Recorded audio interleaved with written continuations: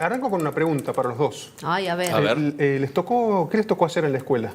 ¿Les tocó hacer de miembro de la junta, de vendedor de velas? Dama antigua. Dama antigua. De caballero, antigua, y a mí me me tocaba tocó. mucho, ¿sabes qué? Ser maestro de ceremonias en estos actos. Siempre me clavaban ¿Sí? como maestro de ceremonias, sí. Mira, Bueno, me gustaba hablar. claro, desde ya, mira, bueno, ya estaba ahí, Sí, dicha, sí, sí, tu sí, profesión. ¿Qué mañana esta en la ciudad inundada de chicos Lleno. Es adheridos, lindo verlo, ¿no? adheridos a un Sí. imaginario que se mantiene con el paso de las décadas, ¿no?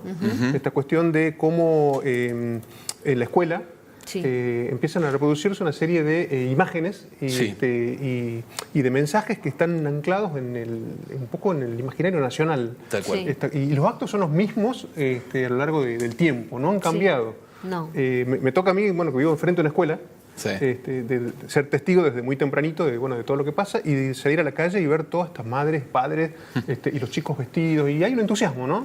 Sí. Totalmente. Provoca un Totalmente. entusiasmo esto. Totalmente. Viene a cuento de que hagamos una pequeña reflexión referida a que son 215 años de la Revolución de Mayo los que se cumplen el domingo. Situaciones que pasan más inadvertidas tratándose de un feriado que cae un domingo y no Claro. se traslada. Claro. Tal cual. Entonces, bueno, Claro. José por lo menos tiene puesto una escarapela. Yo también. Tiene un distintivo. Ah, vos también. Ahí Ahí está, te mirá. veo ahí medio disimulada con un... pero bueno, han cumplido.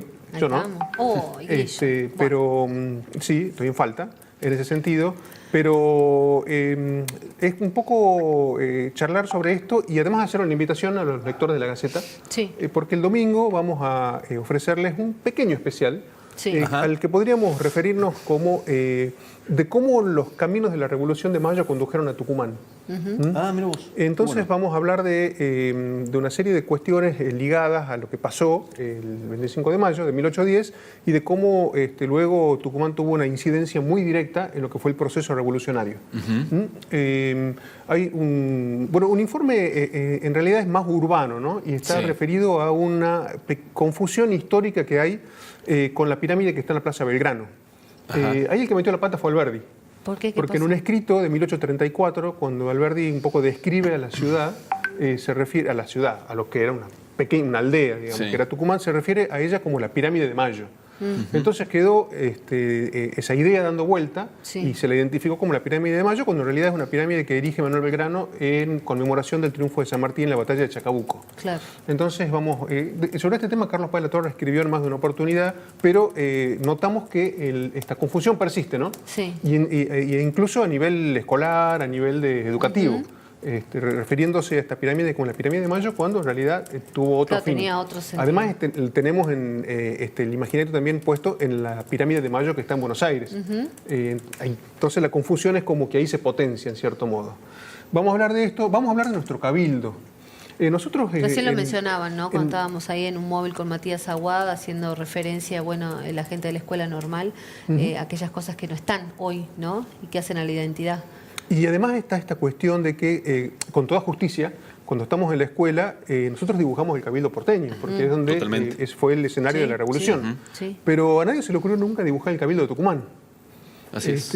Nunca en el trayecto escolar, en el colegio secundario tampoco, no hay una referencia explícita a contar la historia de nuestro cabildo. Sí. En el que pasaron cosas, por ejemplo, referidas a lo sucedido un mes después de la Revolución, cuando llegan las noticias a Tucumán acerca de qué es lo que había pasado en Buenos Aires Sí. y cuáles fueron las reacciones. Todo ese debate público se focalizó en nuestro cabildo. Claro. Entonces vamos a contar un poco la historia de ese cabildo tucumano que está registrado en un gran libro de la arquitecta Liliana Meyer, Sí. donde cuenta su historia y donde hay planos incluso y reproducciones de imágenes, un poco para hacer este paralelismo, ¿no? Sí. El cabildo Sí. de la No, Revolución está y el cabildo buenísimo. de Tucumán, que también Tal fue una cual. caja de resonancia. Claro.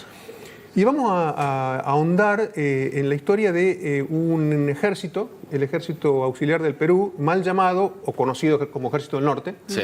que fue el ejército decisivo para el triunfo de la Revolución y la base de ese ejército siempre estuvo en Tucumán. Ya sea que el ejército retrocediera, avanzara, le pasara lo que le pasara, siempre tuvo a Tucumán como su cuartel principal. Sí. Es más, San Martín construye la ciudadela, lo que se llama ahí como... Claro. como para albergar el ejército. Sí. Un ejército en el que además tuvo jefes como Cornelio Saavedra o Juan Martín de Pueyrredón, que mucha gente no los tiene como haber pasado por Tucumán, ¿no? Y estuvieron acá y estuvieron, claro, exactamente, dirigiendo el ejército. Inclusive, perdón que te interrumpa, pero José Diego de Pueyrredón, hermano Juan Martín Pueyrredón, se afincó en Jujuy, se casó con gente de allí, fue un gran terrateniente en su momento, ¿no? Estamos hablando de esos años. Exactamente. Vamos a contar la historia de Juan José Castelli, sobre todo, el orador de la Revolución, que es el primer jefe importante que tiene el Ejército del Norte y a quien le toca llegar al Alto Perú, o sea, lo que es la actual Bolivia, con el ejército, conducirlo, crear un ambiente revolucionario muy importante y después sufrir una derrota muy dura como fue la de Huaki y tener que volver.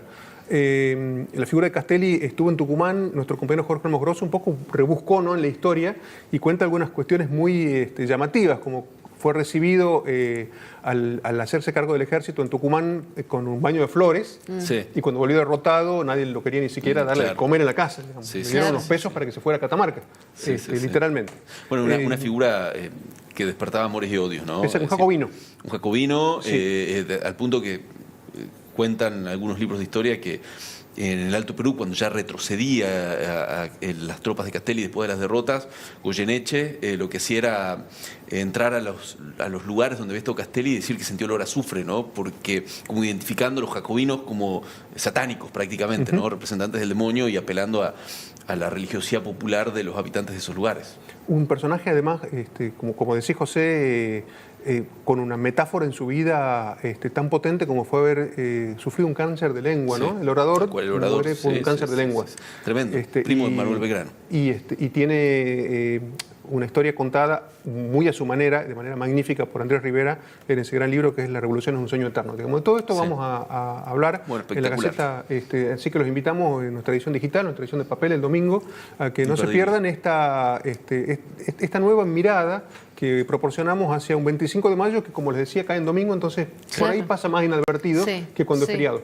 Pero una buena oportunidad para leer, para aprender y disfrutar de esta historia. Gracias, Guillo. Gracias, Guillo. Nos vemos prontito. Nos vemos. Bueno, nos vamos nosotros a la calle. Ahí está Matías Aguad, lo estamos viendo.